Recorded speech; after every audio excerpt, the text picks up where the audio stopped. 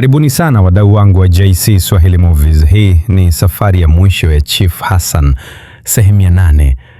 Kama hukufanikiwa kuona sehemu zilizopita, angalia kwenye channel yetu hapo.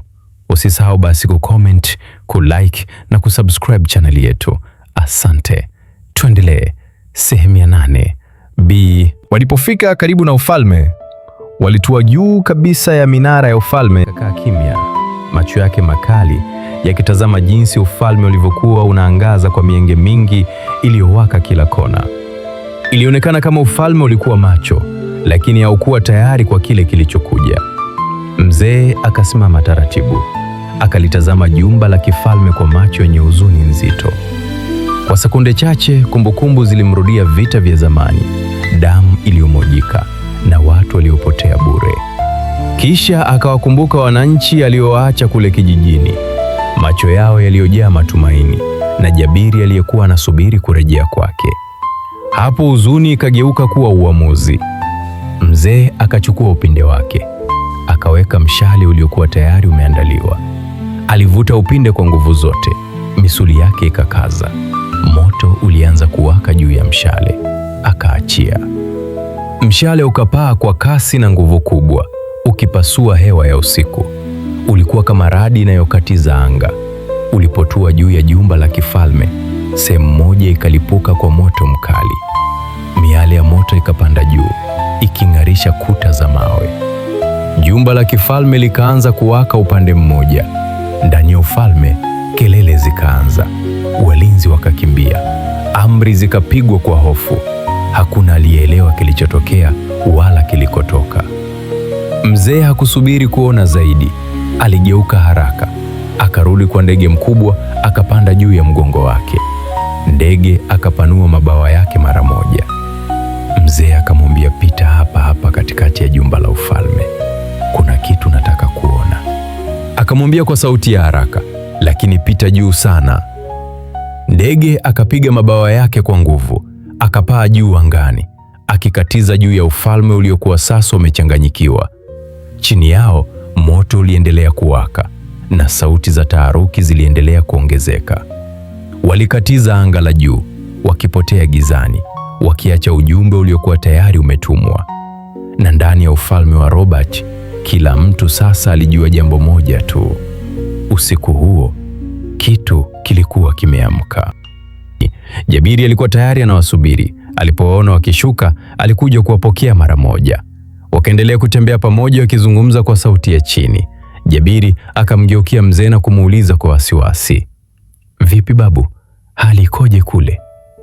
Mzee akamwangalia kwa macho mazito, kisha akamjibu, twende ndani kwanza, kuna mambo ya kuzungumza.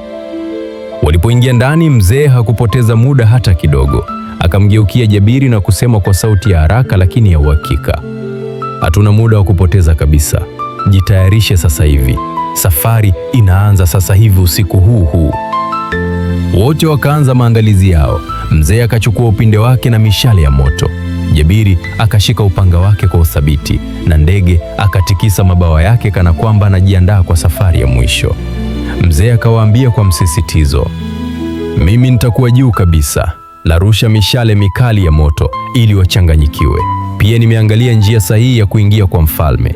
Tutapitia juu kabisa ya jumba la kifalme. Hakuna walinzi kule. Niliona vizuri tulipokuwa tunakatiza angani. Kisha akamwangalia Jabiri moja kwa moja machoni. Wewe utatumia upanga wako na nguvu ulizonazo. Kumbuka hili. Hakuna mtu anayeruhusiwa kukukatisha mbele yako kwa sasa.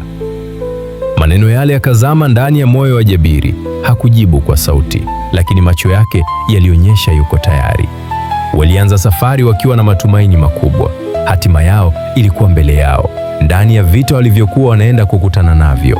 Lakini nyuma yao, mbali kule milimani, Chief Hassan alikuwa anaumwa sana, akisubiri dawa ambayo mwanaye Jabiri alikuwa ameagizwa kuichukua.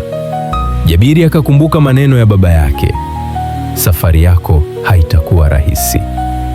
Na kweli, tangu sehemu ya pili hadi sasa, kila hatua ilikuwa imejaa hatari, maumivu na maamuzi mazito. Baada ya muda mfupi walifika karibu na ufalme. Usiku wa manane ulikuwa umetawala. Moto ule uliokuwa umeuwasha masaa machache yaliyopita ulikuwa tayari umezimwa, lakini hofu ilikuwa bado imebaki hewani. Walitua kimya kimya. Jabiri akasimama mbele, akanyanyua upanga wake juu.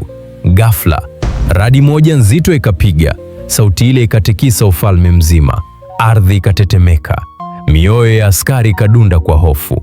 Wengine wakaangusha silaha zao. Hawakuwa wamewahi kusikia wala kuona kitu kama kile. Ndani ya kuta za ufalme, sauti za hofu zikaanza kuenea, na hapo ndipo ilipokuwa wazi kwa kila mmoja. Vita ya mwisho ilikuwa imeanza. Mfalme alivyosikia ile sauti ya radi, aligundua aina ya silaha mtu aliyoishika. Akawaambia walinzi wake, huyu mtu hatutamweza, ukisogelea tu utakufa. Chukua farasi, tukimbilie kijiji cha Mpiji Magole, huko kwenye sehemu yetu ndogo ya ufalme wetu. Twendeni, maana hiyo ni hazina, hakuna atakayebaki hapa.